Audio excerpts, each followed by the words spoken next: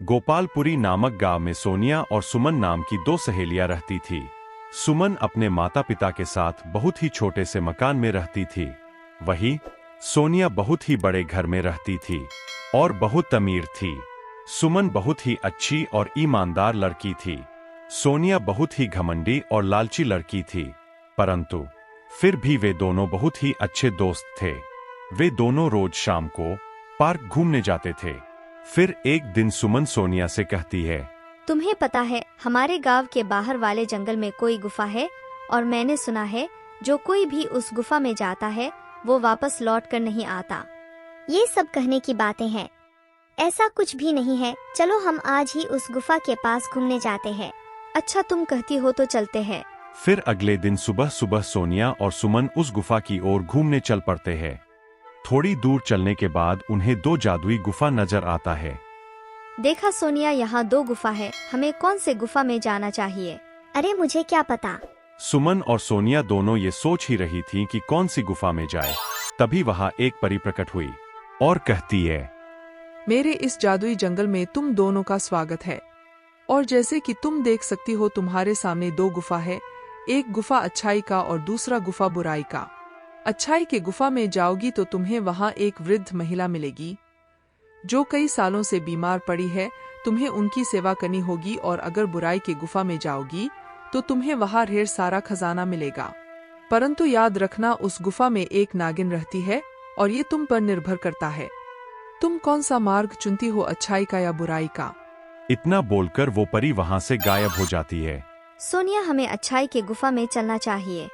वहाँ बेचारी बूढ़ी काकी कितने सालों से बीमार पड़ी है, हम उन्हें इस हालत में नहीं छोड़ सकते। हमें जाकर उनकी मदद करनी चाहिए। हाँ, तुम ही जाओ अच्छाई के गुफा में, मैं तो बुराई के गुफा में जाऊंगी। सुना नहीं तुमने वो परी क्या कहकर गई कि बुराई के गुफा में हमें ढेर सारा खजाना मिल सकता है जो हमें मालामाल कर सकता है। मेरी बात मानो, तुम भी मेरे साथ बुराई के गुफा में चलो। नहीं सोनिया, मैंने बचपन से ही सीखा है कि हमें हमेशा अच्छाई के रास्ते पर ही चलना चाहिए।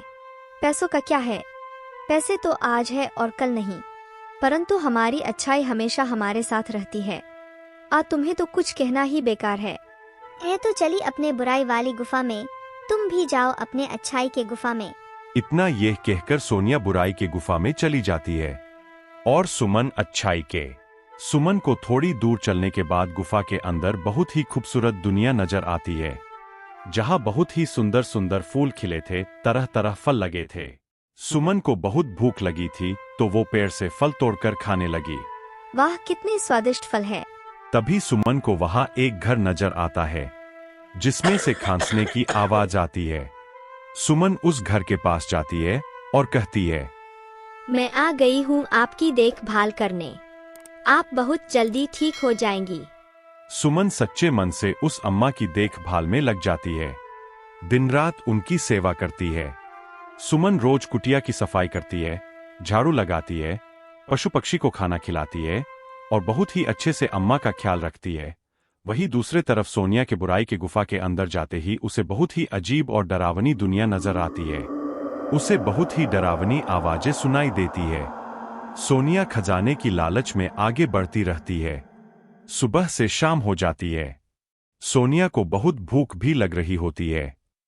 उस परी ने कहा था कि यहाँ खजाना है, पर मुझे दूर दूर तक तो कोई खजाना नजर नहीं आ रहा और भूख से मेरी जान जा रही है।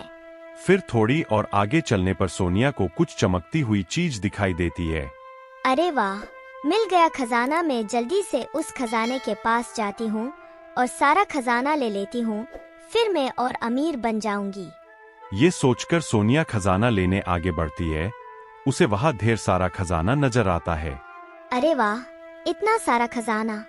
सुमन तो पागल है जो अच्छाई के गुफा में चली गई। अगर वो मेरे साथ बुराई के इस गुफा में आती तो उसे भी इतना सारा खजाना मिलता। पर कोई बात नहीं, अब ये सारा खजाना अकेले मेरा है। ये सोचकर सोनिया जैसे ही खजाने को हाथ लगाती है, वो खजाना गायब हो जाता है। अरे ये क्या, ये खजाना मेरे हाथ में क्यों नहीं आ रहा? इसी प्रकार सोनिया जैसे ही खजाने को लेने के लिए हाथ आगे बढ़ाती, खजाना गायब हो जाता और अगर हाथ पीछे करती तो खजाना वापस आ जाता। अरे ये क्या हो रहा है मेरे साथ? तभी उसके सामने एक नागिन प्रकट होती है। लालची लड़की, अब तेरा लालच ही तुझे ले डूबेगा। अब तू यहाँ से जिंदा बचकर नहीं जाएगी और मेरा भोजन बनने के लिए तैयार हो जा। मैं कई सालों से भूखी हूँ और आज जी भर कर तुझे खाऊंगी। नहीं, मुझे छोड़ दो, मुझे जाने दो, मुझे कोई खजाना नहीं चाहिए, कृपया मुझे छोड़ दो। परंतु नागिन सोनिया को वहीं डंस लेती है और सोनिया बिल्ली में बदल जाती है। जो भी बुराई के गुफा में आएगा उसका यही हाल होगा। दूसरे तरफ सुमन सच्चे दिल से उस अम्मा की देखभाल में लगी हुई थी। बेटी, तुम बहुत ही अच्छी और नेक लड़की हो। इतना बोलकर वो बूढ़ी अम्मा एक परी में बदल जाती है। सुमन, मैं तुम्हारी परीक्षा ले रही थी और तुम उस परीक्षा में खरी उतरी हो और मैं तुम्हारे श्रद्धा भाव से बहुत प्रसन्न हुई और इसलिए मैं तुम्हें कुछ देना चाहती हूँ। फिर परी सुमन को बहुत सारा खजाना देती है। सुमन परी का धन्यवाद देकर वो खजाना लेकर उस गुफा से बाहर आ जाती है। गुफा से बाहर आने पर उसे पता चला कि उसकी सहेली सोनिया को नागिन ने डंस लिया है और वो वही गुफा के अंदर बिल्ली बन गई है। इस बात का सुमन को बहुत अफसोस होता है। काश सोनिया तुम्हें मेरे साथ अच्छाई के रास्ते पर चली होती तो तुम आज मेरे साथ होती। तभी वहां सोनिया बिल्ली के रूप में आती है और कहती है, सुमन, तुम बिल्कुल सही कह रही हो। खजाने की लालच ने मुझे अंधा कर दिया था, जिस कारण मैं बुराई के गुफा में जाने के लिए मैं मजबूर हो गई। परंतु तुमने लालच नहीं किया और अच्छाई का मार्ग चुना, जिस कारण तुम्हें खजाना लेने की इच्छा न होने पर भी तुम्हें इतना सारा खजाना मिला। काश मैं भी तुम्हारे साथ अच्छाई के गुफा में गई होती, पर अफसोस मेरे लालच ही मुझे ले डूबा। इतना कहते ही परी वहां पर आती है और सुमन से कहती है, तुम्हारी बातें सुनकर लग रहा है कि तुम्हें अपने किए पर पछतावा है। और ऐसा कहते ही परी सोनिया को वापस इंसान में बदल देती है। दोनों सहेलियां परी का धन्यवाद करती है और वादा करती है कि ये शिक्षा हम आगे भी सभी दोस्तों को देंगे। दोस्तों, सच्चाई और ईमानदारी में वाकई बहुत ताकत होती है। तो कैसी लगी आपको मेरी यह कहानी? मुझे कमेंट करके जरूर बताएं और यदि कहानी अच्छी लगी हो तो अपने दोस्तों के साथ भी शेयर करें। और हाँ, अगर आपने अब तक मेरे चैनल को सब्सक्राइब नहीं किया है तो जरूर सब्सक्राइब कर दें।